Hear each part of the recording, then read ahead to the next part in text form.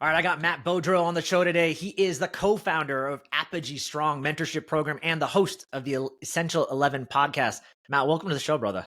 Honored, brother. A fellow California refugee, or former Californian with you, former Bay Arean with you. So that's right. yeah, We chose your favorite F word, freedom, and we'll talk probably more about that yes, later. sir.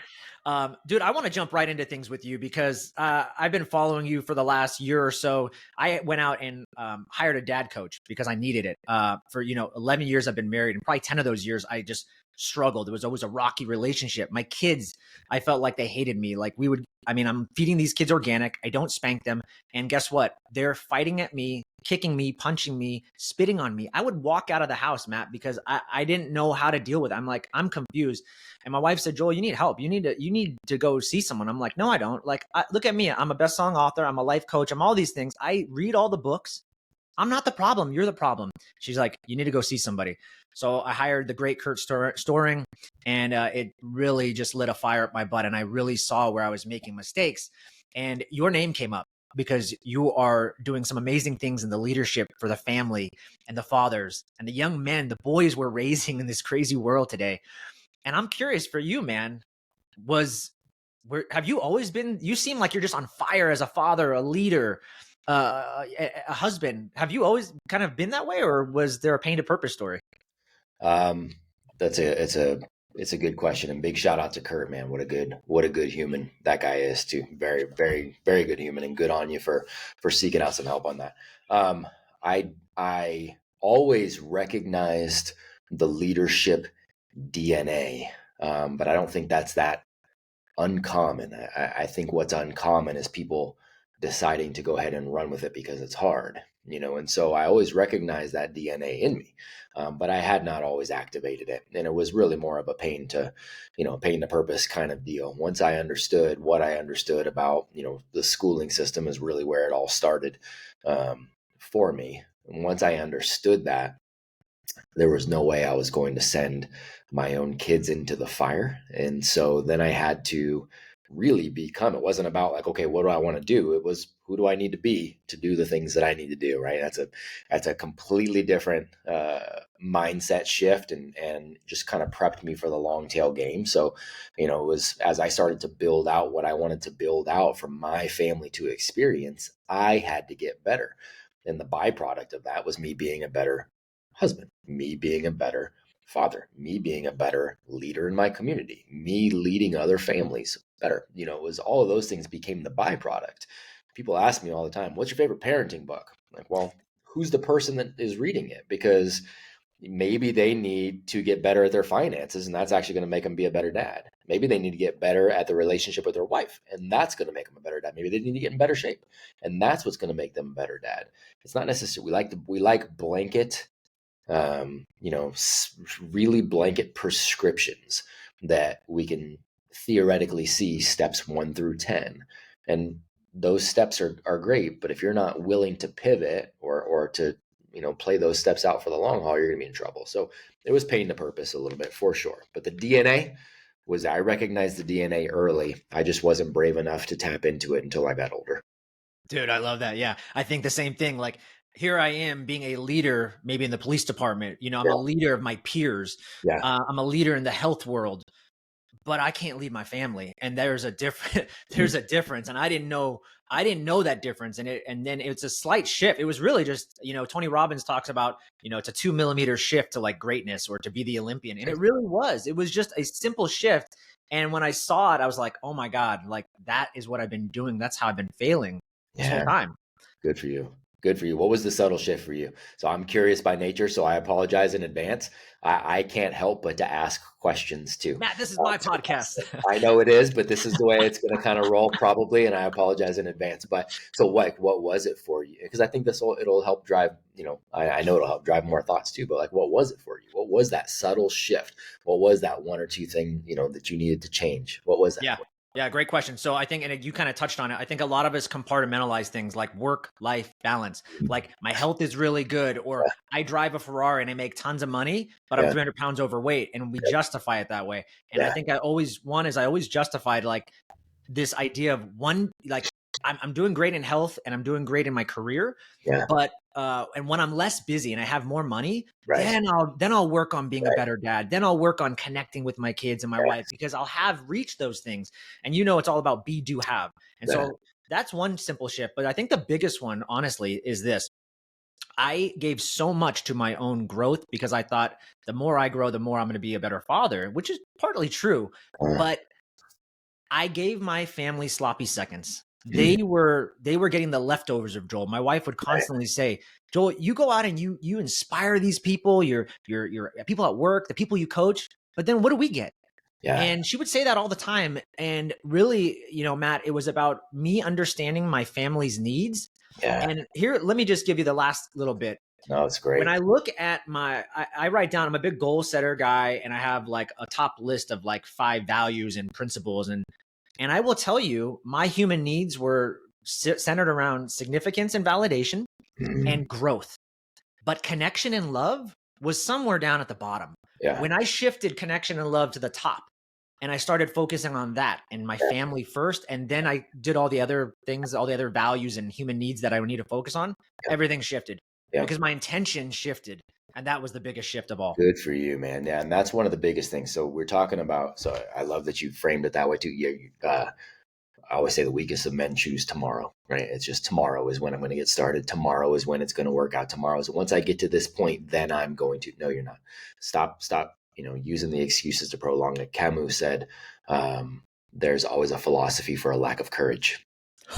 Right, and that's what men do, is we will have our philosophy. We will justify the reason we aren't doing something now. We will justify that tomorrow makes more sense. We will justify the things we are doing now to make ourselves right, so our ego doesn't have to suffer. And what you said is exactly it. Front loading that communication. And when I say front loading, I don't mean that you're going to eventually get rid of the communication, that connection, that love. You're never going to get rid of it, but you front load it with your family, with your kids. And then it's much easier to maintain over the long haul. If you do have to shift to a point where your focus, when you're talking like true hours of the day, and I've got days where the majority of my hours, when I look at my schedule, the majority of my hours that day, my family isn't the prior. Like the schedule tells the truth, Yeah. right? Your words, most men say what they wish they believed. What you do is what you actually believe. Okay, so looking at your schedule of what you do, that tells you what you really believe and what you prioritize. Now, I will have days right now because of what we're building where the majority of my hours that day are focused on building this organization and serving the masses, right? That's there. That's real. But I have front loaded that connection and that communication and that love and those relationships so that when days like that exist, nothing's lost, nothing changes, right? It's like once you get in really, really good shape, as long as you're maintaining the habits of, I'm going to get a little bit of movement in today, and I'm going to make sure I'm eating the right stuff, and it's actually somewhat hard, unless you just completely forego it. It's somewhat hard to lose it. Like you actually have to be in touch, right? Same sort of thing with the family here. So I had to front load as much of that as possible, and I say we, my wife and I, but it's my responsibility to lead that charge. We front load as much as possible, and maintenance right now is easy. It's really not difficult. Yeah, dude, I love that. Yeah, front loading, getting ahead of the problem, being proactive in your marriage and your fatherhood Yes. and your family. And now you've set a baseline, a tone.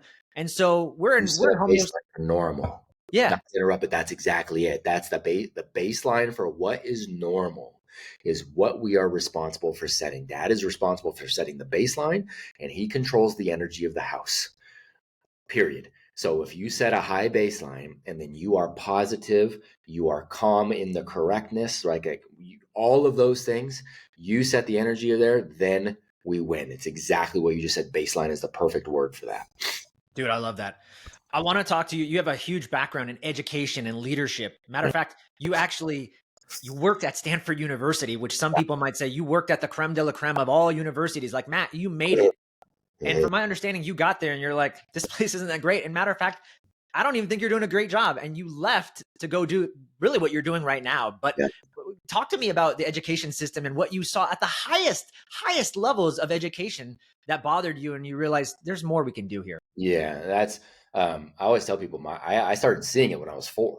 Started seeing the problems when I was 4 in the system, going, wait, there's a game being played, and I can actually just get good at the game, and I don't have to put in much effort. So I got really good at the game. I figured that out early. All I realized once I got to working at Stanford was that the game was there too. That, there were all these things that we all culturally agree are true, and maybe for a time some of them were, but they're surely not now. The myth of the elite school. Are there great people at Stanford? Of course there are. Are there knuckleheads? Of course there are. Are there good things going on campus? Of course there are. Are there things that are not as they seem? Absolutely. And there is a game that's being played. And unfortunately, when you're playing a game, if the game you're playing is not something that transfers directly over to success and all the things we're talking about here, success in your relationship, success in your marriage, or from a parenting perspective, or your career perspective, or your physical health, and and business health, like what game are you playing then? To me, that's just an inefficient use of time. And so that's what I saw there was an inefficient use of time. I saw a lot of young people who were very stressed out to play this game that wasn't giving them a leg up for the game afterwards, that life was going to actually ask them, to be good at. I just didn't see it. And I saw the game of admissions. We grew up where it's like, you get your good, get your straight A's, get your good SAT score, be a Boy Scout and go apply, and you're going to get into all the good schools. No, that's so far from the way it actually works. It's ridiculous. So there were just too many things there for me to say, okay, well, this makes a whole lot of sense. I couldn't, in integrity, stay doing that. Now, I was also still naive, and I didn't yet know what I didn't know. So in my naivete, I went, cool, I'm going to go help fix this from the bottom. I'm going to go teach in the public schools, and I'll help these people circumvent, right? I'll front load for them, right? I'm going to help them circumvent all of these issues prior to.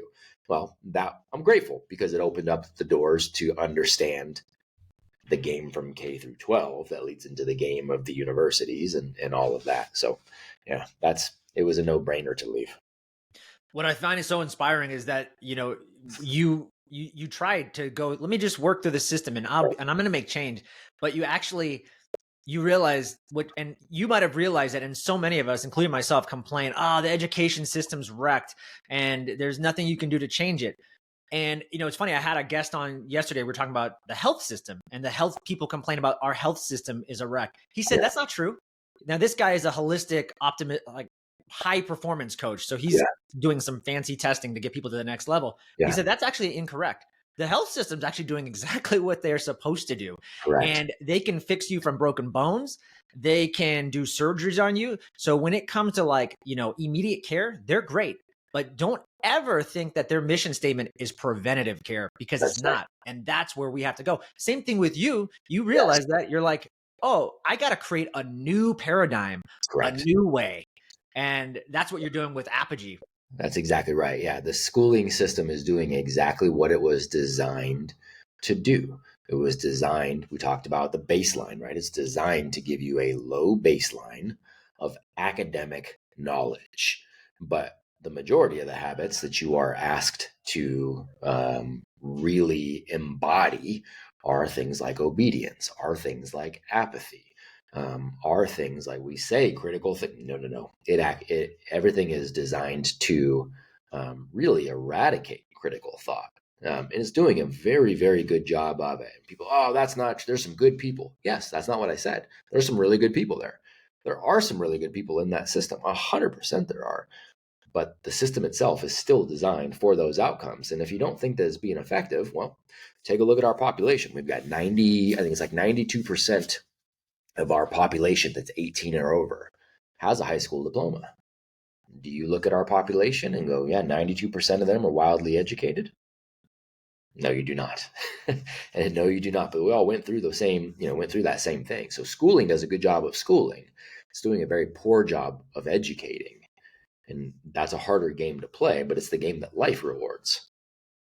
Okay, this is great, because I want to get into, then my next question is, Great. How do we educate though? Yeah, How do we inspire the new leaders to think right. differently and really make radical change in the world and disrupt it in a positive way? Because we're not doing that in the schools. They just become a cog in the wheel. And I That's right. know for myself better than anybody. I went to college, got a bachelor's degree in international relations and Italian, and then I Yeah, went out and became a police officer. Does right. international relations have anything to do with police officer? No, it didn't prepare me at all. I wasn't prepared. I used college as a way to buy me more time. And Right. so I know what, and then get in a lot of debt. Luckily back then the debt was only 15,000. Now people are in hundreds of thousands of debt. Yes, that's exactly it. So the question that we need to ask, and it's somewhat ironic. So I was first asked this by a gentleman named Seth Godin, and Seth is a brilliant human. He's become somewhat of a mentor of mine. And Seth asked, "What should education be for?"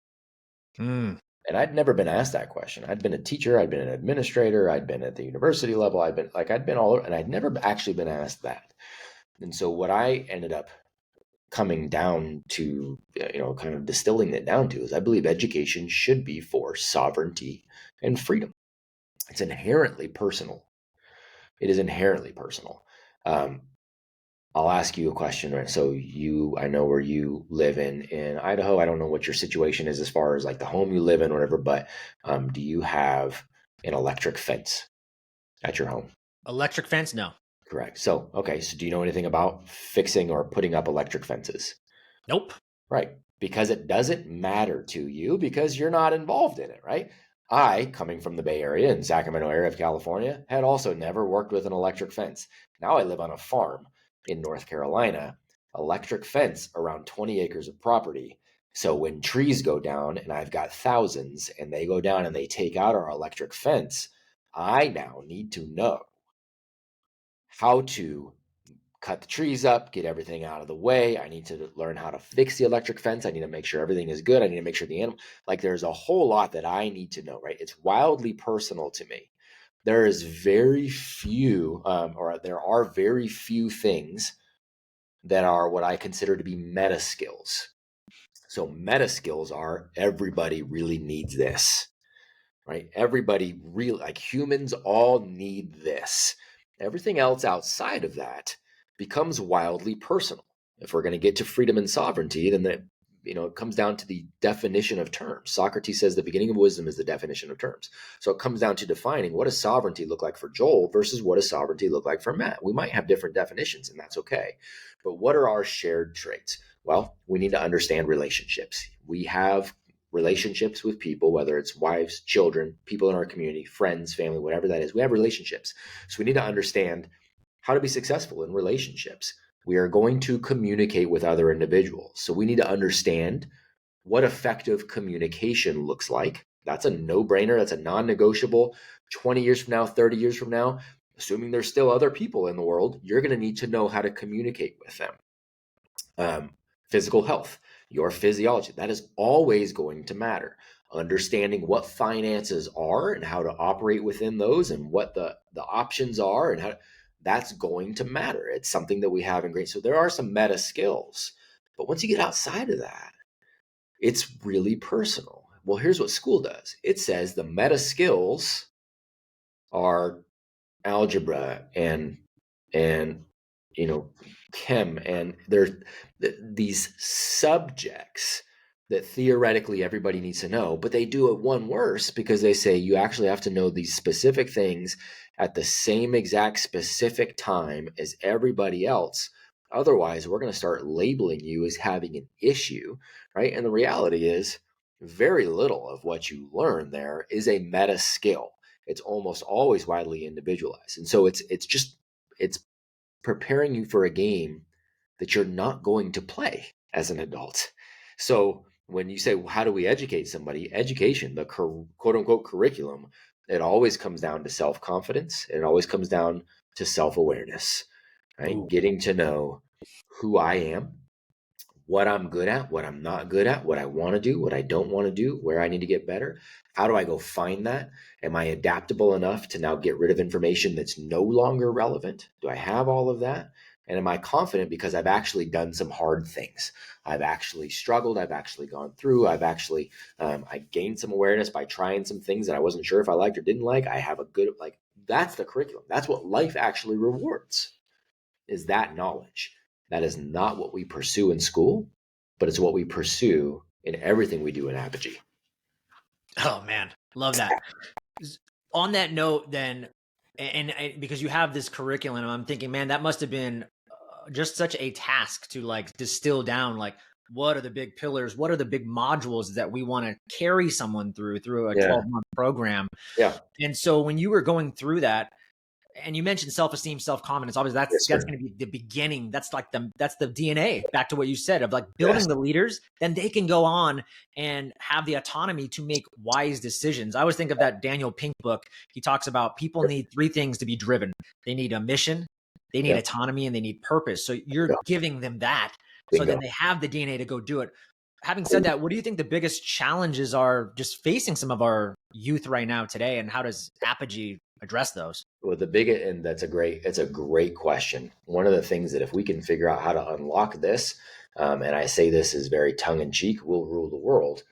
Because one of the biggest issues is uh, the lack of commitment. And this is not a young man issue. This is not a young person issue. This is just a human issue. And this is an adult issue. The lack of wanting to commit to the long tail game that's actually going to get you the result. Like that is, everybody wants the quick TikTok video hack. Everybody wants the quick pill. Everybody wants and the reality is you're building a human being, and education is going to take intentionality and it's going to take time.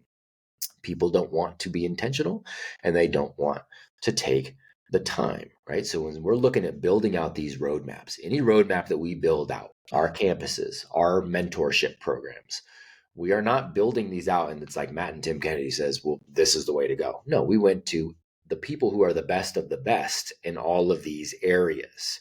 That's why we bring in, Andy Frizella as a mentor. It's why we bring in Alex Hormozy as a mentor. That's why we bring in, who we have. Yes, we had Andrew Shaw yesterday, who's a behavioral psychologist. We've had Todd Herman, who worked with Kobe Bryant to develop that Mamba mentality. We've got, like, the list just goes on and on and on of people who are ninjas in these fields. And they go, hey, to get really good at this, these are some of the projects and challenges, things you can implement over time. So we put that together, but it's the lack of wanting to do it over time. So what we're facing is a culture that is wildly distracted. And that's the biggest thing, because if somebody didn't have a bunch of distractions and bad habits, it's really not hard to build really strong habits. What's hard is erasing old habits and replacing them with new ones. That's the difficult part. And all of these distractions and all of their subconscious remembering this is the way it was and this is the way it used to be and this is the way, like, that's the biggest challenge, man. So, we're big believers that humans don't tend to overthink. They tend to underact. So if you're dealing with something like, you think you're dealing with something like anxiety, or you need to have different habits, or we need to massively take control of your schedule, force new habits over the long haul. If you're willing to do that, you will change everything. And you'll learn about yourself in the process, so that now you can go forward and build your own roadmap. You know where to go for the information. You have self-awareness. You have earned self-confidence. You are able to define sovereignty for you. And you understand that education is an infinite game, and you're willing to play it. That's so good. That's like Simon Sinek, the infinite game. It depends what kind of game you're playing. If you're playing for the here and now, like quick results, That's right. then you're gonna be bummed out when you don't get them. You're But going you to be in know this trouble. is an infinite game, and hey, man, I'm playing for the long run. That's And right. possibilities created. That's right. And that's what literally changes everything, because it allows you to subconsciously start to shift those neural pathways. That's really what ends up taking place. You start to accept the fact that you've got a long tail game to play. So you start building the neural pathways that are going to allow you to see patterns more clearly. They're going to allow you to be open to taking information and going, okay, how do I apply that? And I'm going to go ahead and do that. And then I'm going to reflect. And it actually puts you, again, critical thinking means thinking about your thinking. Most people don't, we got to teach our kids to be critical thinkers. Most people aren't even thinking, never mind critical thinking. this forces you to think critically. And when you get yourself in that mode, you'll get to a point of being what I would say is educated relatively quickly. On the note, because we're just talking about challenges, and I know you have several challenges in Apogee program that really stretches the young man. It really puts them out of their comfort zone. Yeah. And I love that. I love these 30-day challenges, and Yeah. just like I try to run some of them with my own kids, and Yeah. like the no complaint experiment. And right now we're working on kindness, but Yeah. sometimes my kids, they've been, I have a 10 and a 6-year-old, and they know what dad's all about, and so they know me pretty well. And I do these stupid challenges, but they're not always receptive to wanting to jump into these.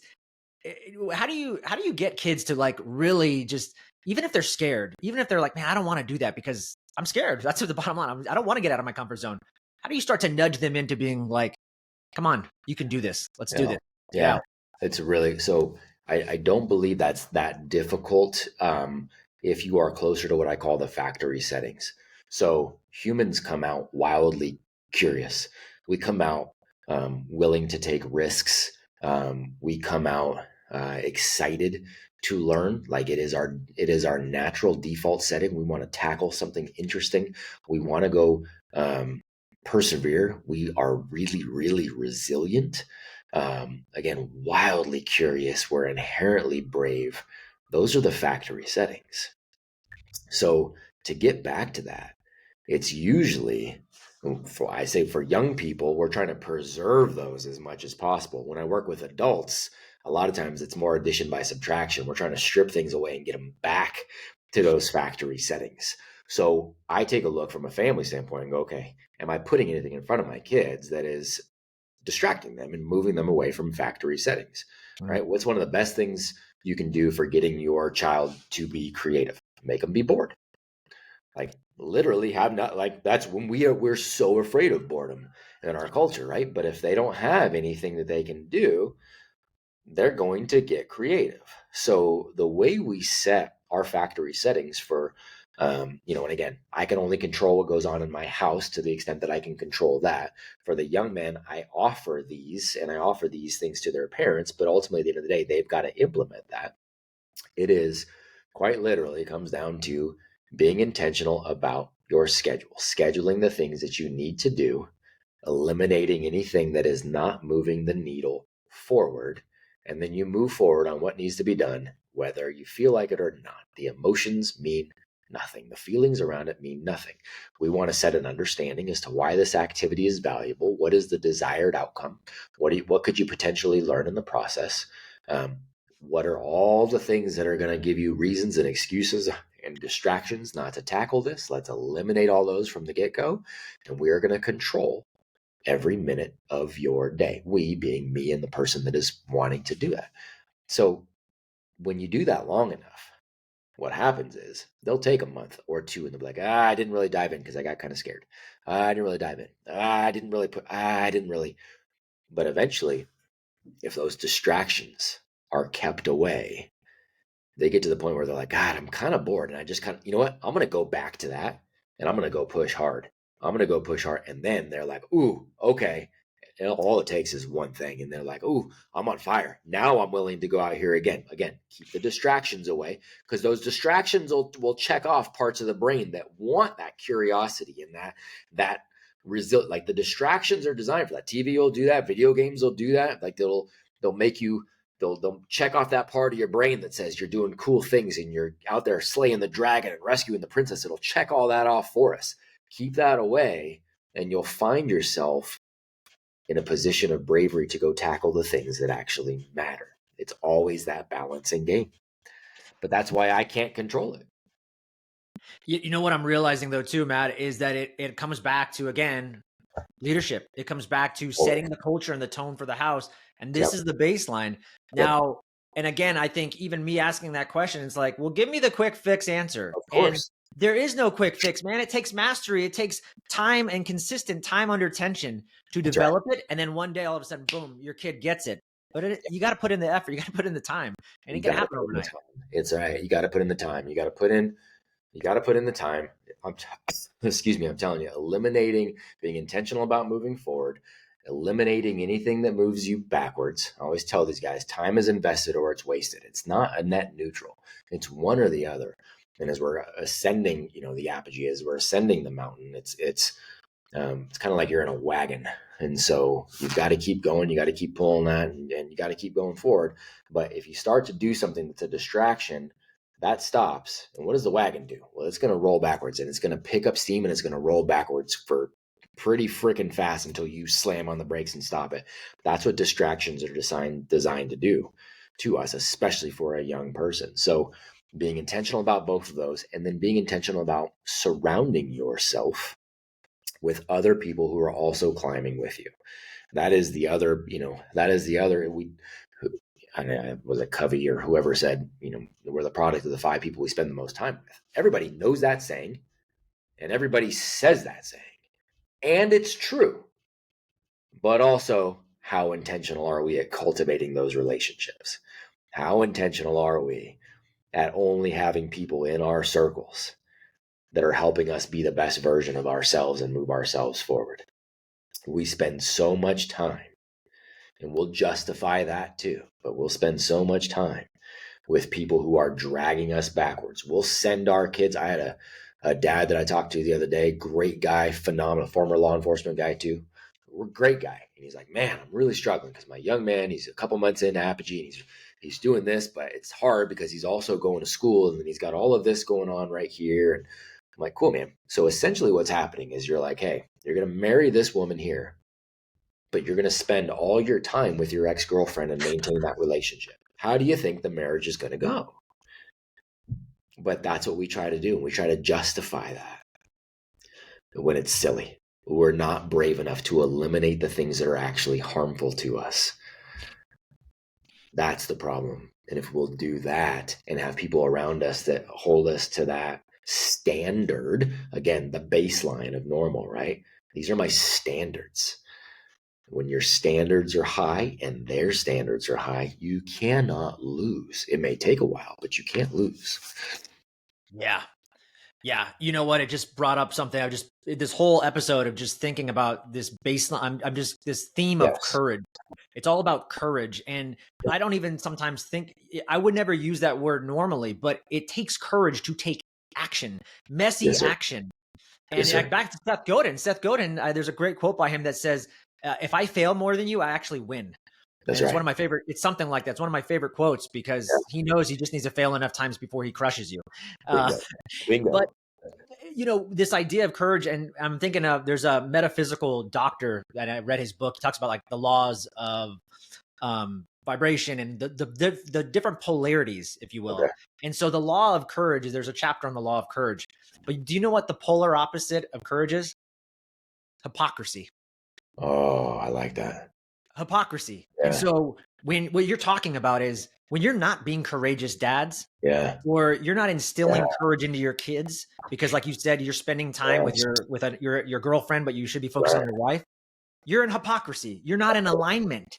You're not congruent with what you say you are and what you believe and what you stand for. That's exactly it. I always tell, I tell the men and the young men we work with, and we have other coaches. We tell our women this too. We have other coaches who say it directly to them. But, the amount of space between what you say you want to do versus what you do, right? The amount of space there is inversely proportionate to the amount of respect you've earned. Those things should be right freaking on top of each other.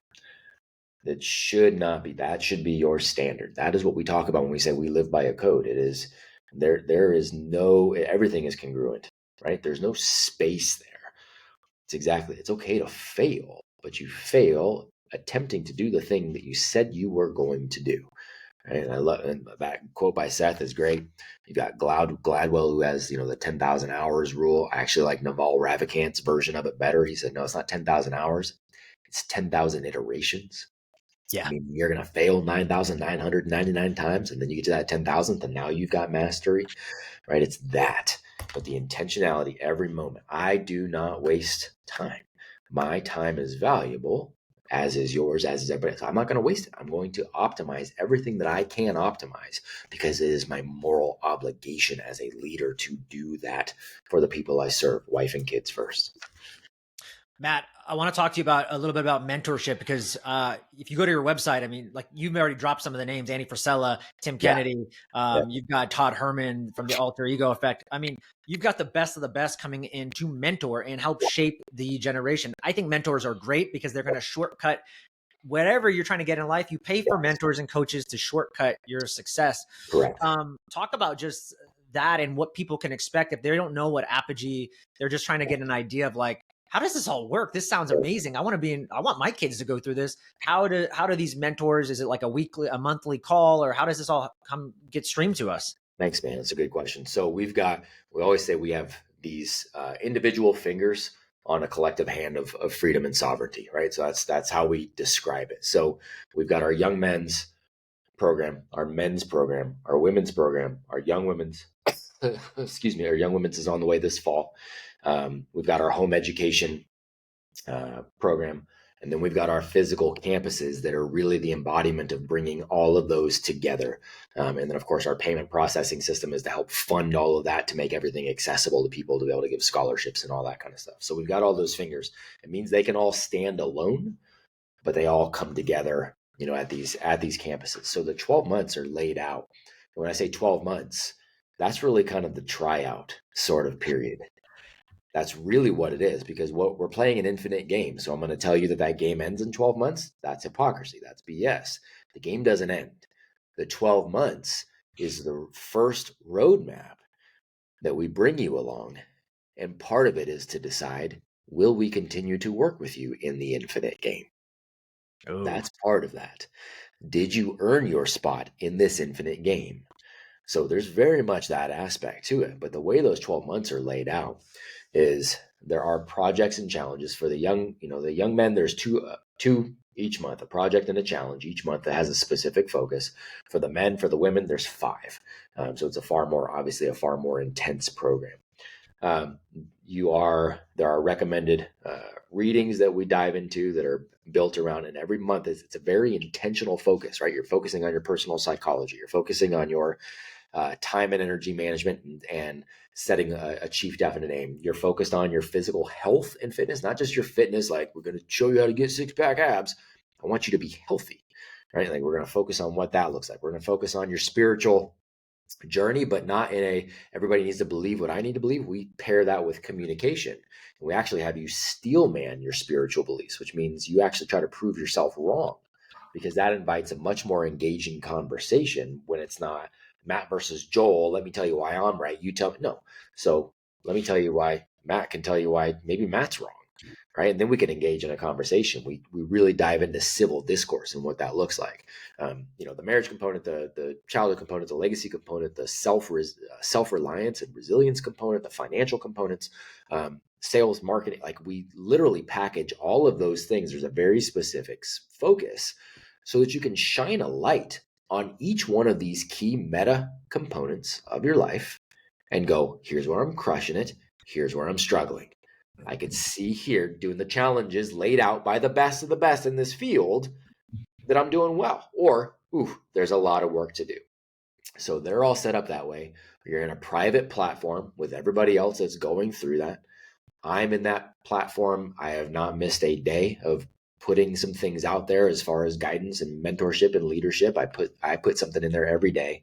You've got everybody else who's going through it together, supporting each other. We've got other coaches who are in there supporting. And every single week, we bring in the best of the best of the best. There's a weekly check-in every single week. Now, when guys go to year 2, there's also a separate call for them specifically. When guys are in the program, they can come to the young men's side too. So I'm hosting multiple shows every week, bringing in the best of the best. So we just had Andrew Shaw as behavior psychologist.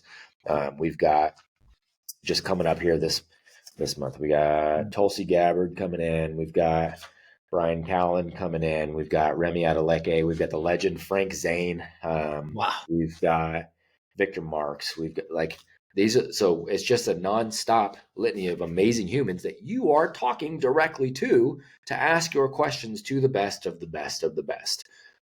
The whole goal is to eliminate and eradicate any excuses, any I can'ts, You'll have to just come to terms with, I don't want to, if you're not going to move forward.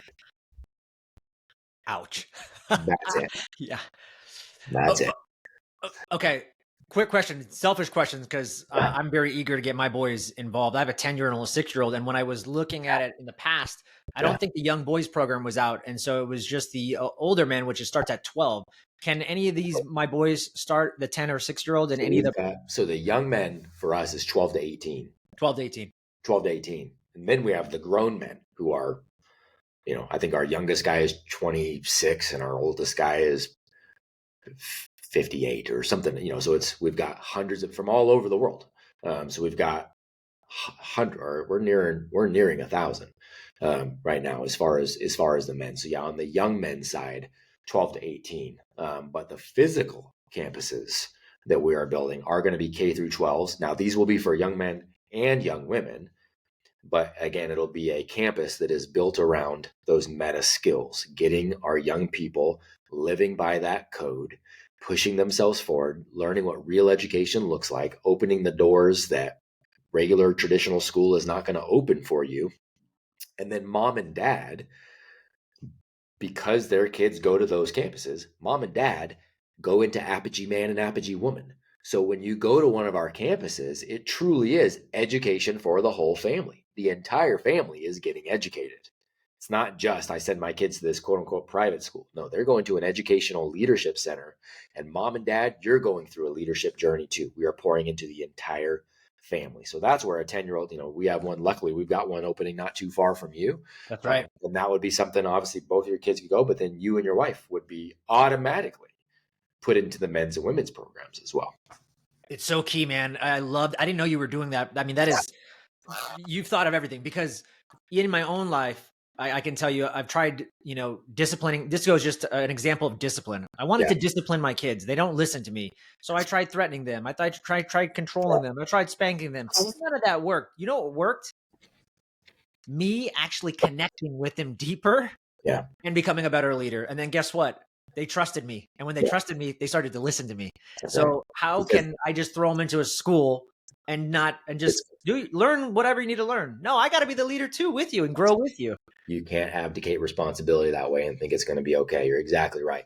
I get the question a lot when people meet my children. And again, there is no such thing as perfection. I want to make sure I say this because people will hear a twisted version of this. There is no such thing as perfection. I am far from a perfect parent. That doesn't exist. But perfection always remains the standard when it comes to that. That's a different thing. It always remains the standard. There is always room to improve, and I will always seek to improve it.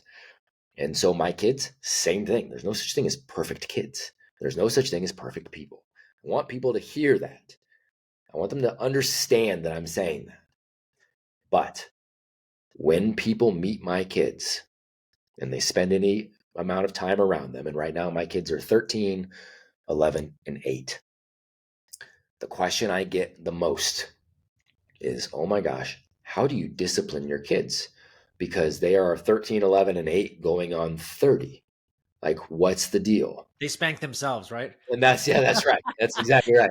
Yeah. And I always say, like, it's a 1, 2. No, so I always tell them, I don't have to discipline my kids. We have taught them to be disciplined individuals. That is a vast difference. We have front loaded discipline as that baseline. It's who they are. You're not seeing an act. You're not seeing a show. You're not seeing anything that looks any different than what it just looks like in our house. Does that mean that they never argue and they never know? Of course, people are going to, there's going to be those kinds of things. They're still kids. They're still developing. They're still going to go through some moods, and they're still, like, those things happen for sure, but they know the difference between right or wrong. We have a family mission and a family code, a family contract that we touch on every day for years. And that is just ingrained. That is their perspective. That's how they live. And most importantly, we've already touched on this too. They see mom and dad live that, right? And they know that if dad falls out of line, they have every right to go, Dad, hey, rule number 6 is no complaining, fix it. You're complaining right now. What's your solution? And I will go, yep, you're right. Okay. Let me figure out the solution, or I need to zip it. Now they believe me. So they believe that that is actually what a human being is supposed to do. Right. So that's why they're all, that way, because we've made it a we mission as a family. Yeah. So key. One Yeah. of the things that you say, and I think one part of your ethos and your mission, and it just crushed me when you said it. I was like, wow. You said, would you die for your kids? Because everybody says, I'll die for my kids. Of course I would. How about you start living for them? That's right. How about you start living for them right now and proving that That's you would right. die for them? Not just say it. That's right. I don't want, that's right. Because everybody, and I believe people would die for them. I believe they see that car coming and I know it's me or them. Done deal. They're jumping. You bet. Yep. I believe most parents will do that. I do believe most people are actually good humans, and I believe they would absolutely do that. It is far more difficult, thus takes far more courage, takes far more bravery to get up every single day and be intentional for them and to work towards optimizing for them, optimizing all of these areas: my relationship with their mom, my relationship with them, my relationship with the people I serve, my physical health, it's all the stuff we're talking about. Intentionality every day around optimization. To me, that's non-negotiable. That is our moral obligation as men, as leaders. Yeah. I don't see any other way around it. Yeah. And I love that you have the continuation program. So it's not just a 12-month relationship with you and then you're like, hi, goodbye, go out and be a great dad. Like you said it best, man. We need community. And I've learned that a lot. I thought I could be a better dad by myself because I just read more books, hire more coaches. I needed community to heal myself and have other men fighting for the same mission help raise me up. And so I'm so happy that I didn't know there was a continuation to keep the learning, to keep the community, to keep the growth. So that's so cool. It's got to be that way, man. It's got to, because what you said is true. Like most people we call it the red dress syndrome, right? The part of the matrix where, he's in there learning about everything and the woman in the red dress walks by and he gets distracted and he goes over here. We have red dress syndrome as a society. We're always looking for this distraction. And, we do it in the form of going, ooh, okay, I'm not doing the things I need to do, but it must be because I haven't listened to the right podcast yet, or I haven't read this book yet, or I haven't read. No. Like you're consuming versus creating. So that community that continues holds that line, right? No, what are you creating right now? Because you actually have all the information you need right now. You're just not taking action on it. I'd rather you read one book that's really good and take action on it than read 100 books and take no action on any of it.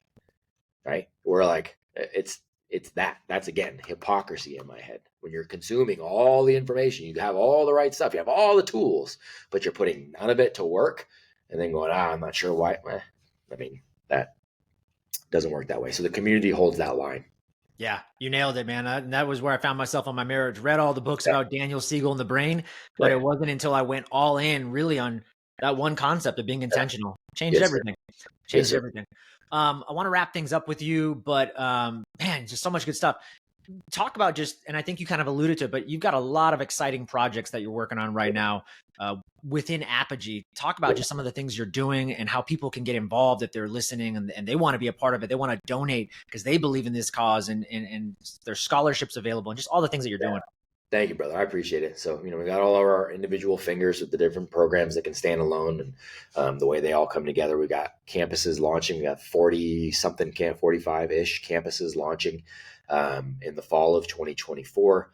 That's all over the United States, Canada, and Australia for 2024. We're going to do another call for potential affiliates mid-2024 for anybody else who's interested in bringing an Apogee campus, an Apogee leadership campus to their community. So always glad to connect with people who want to bring this. It's an affiliate model, kind of like CrossFit, kind of deal. So we can help people to launch those well. And we've got, we understand the downside of any kind of privatized education is that you've got to pay for it. So we have two foundations, the Apogee Education Foundation. That one's a public facing charity.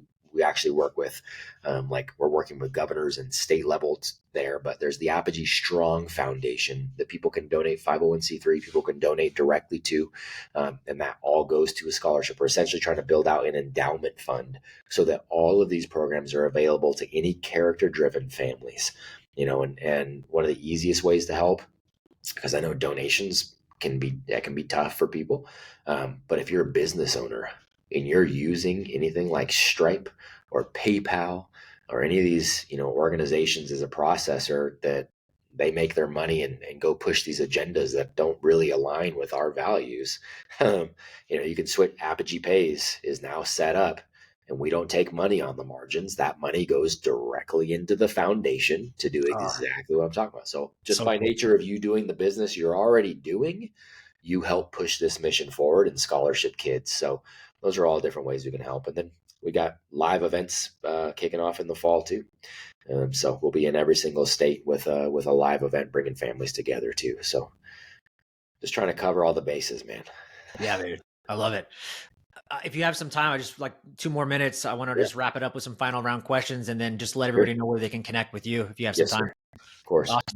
Awesome. Just curious, Matt, is there a choice or maybe choices that stands out for you that you think made you who you are today? There are a couple of things that change things, and they're actually both had to do with movies. And I know that sounds so funny, it sounds so cliche and cheesy, but the first date I was ever on with a girl while I was in high school, we went to see a movie called Braveheart. I remember very clearly sitting there. I was excited being a sophomore, dating the senior cheerleader captain, thinking that I was like hot stuff. But I very quickly was like, I don't even care she's there. I'm so wrapped up in this idea of this guy saying every man dies, not every man really lives. I did not know what that meant for me at all. But something like woke up in me right there where I just went, I will not be quote unquote normal. I will not be most men. I don't know what that means, but I've got to go serve at a higher level. I'm going to figure that out. So that was actually a very pivotal moment for me. And another came later when my wife and I, we were still dating at the time. And we went and saw a movie called The Pursuit of Happiness with Will Smith. Great book, by the way, if nobody's ever read it, the story of Chris Gardner. And there's a scene where he's, kicking the door shut at the BART station, and he's got his kids there, and that's where they're going to sleep for the night. And, we weren't married and we didn't have kids at the time, but I committed right there that I would do anything and everything that I ever could for my kids, no matter how difficult it was. So when people are like, "Oh, easy for you homeschool your kids, or you had a place your kids could go to school," I'm like, you think it's easy to launch a campus? You think it's easy to walk away from a 6-figure job to then have to build out a new business that I could support my family while also building out a school campus that they could go to get this opportunity? Like, no, that's what I meant. I was willing to do anything and everything, and I still am. Dude, that is so good. I love it. Yeah. I love that. You think I quit my job and lost 6 figures of income so that I Bingo. could go do Bingo. whatever I want? You think my wife, who loves to homeschool her kids, but if we had to look at how much time and effort she puts in, she makes way more money than me because the amount of work it takes to have 2 young boys behind me running around like crazy. People have no idea. Homeschooling is like one of probably the most difficult things I think you can do because there is no off button. The kids are always there for the most part. And so, people have no idea. And it's about choices, and it's a choiceless choice. Bingo. That's all it is. It's a great choice. So I have, again, so much, and I told you this before we even started, but so much respect for you doing what needed to be done, even though it was presenting an obvious hardship. To me, that again is just massive respect, sir. Yeah. Thanks, brother. Books. I'm a big reader. Yeah. Is there like a top 1 to 3 books that you feel like, man, this really changed my life? I would tell everybody, go out and read these 1 book or 3 books, Yeah. First one that comes to mind is one that we use for our men and for our women right at the get-go. And it is Todd Herman's book, The Alter Ego Effect. That is a huge one for me. And it really is diving into your personal psychology. It's a phenomenal book. He does a phenomenal job. Joe Dispenza's Breaking the Habit of Being Yourself is another one we'll utilize, and it's another great one. It can get a little esoteric but it just outlines a lot of the same principles. So those are really good when it's talking about kind of reframing the stories that you are telling yourself about the stories that you're telling yourself. So I really like those. Atomic Habits, I can't help but put Clear's work in there too. I think it is so vital and so crucial, and those are my top 2 just because of the immediate application of them, right? I think there's other books. I mean, there's Yeah. other books that have absolutely changed my life, and I could probably list 50 of them. But a universal application, I really like those two. Those are great. I love that. Any last two questions, we'll wrap it up. Any rituals or just practices that you do a lot? You know, people do gratitude journaling. Some people are getting up at 4 a.m. to cold plunge. Like, what does Matt Beaudreau do? Yeah, I don't have any. I do control the minute I wake up to the minute I go to bed.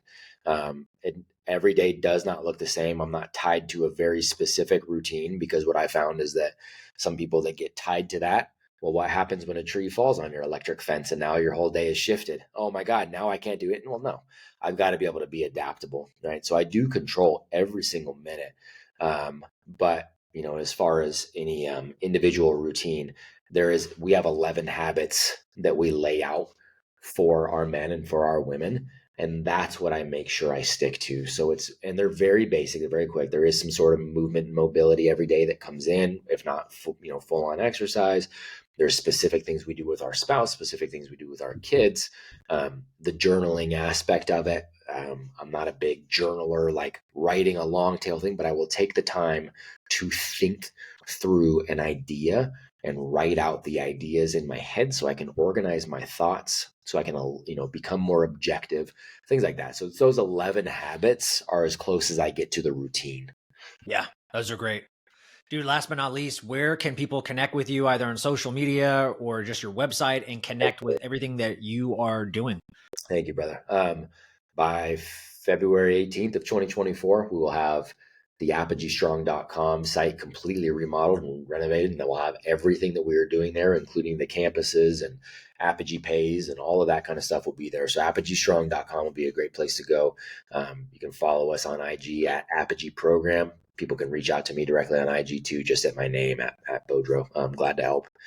Even if it's not helping within the context of, hey, here's our no, I'm glad to help. I'm glad to help point you in the right direction, point you where you need to go, no matter if that's with us or not, because that's what we're here to do, man. We're here to serve and lead in that way. So Yeah, amazing. Matt Beaudreau, Apogee Strong. Thank you, brother, for being on the show. I appreciate you. honor is my own, sir.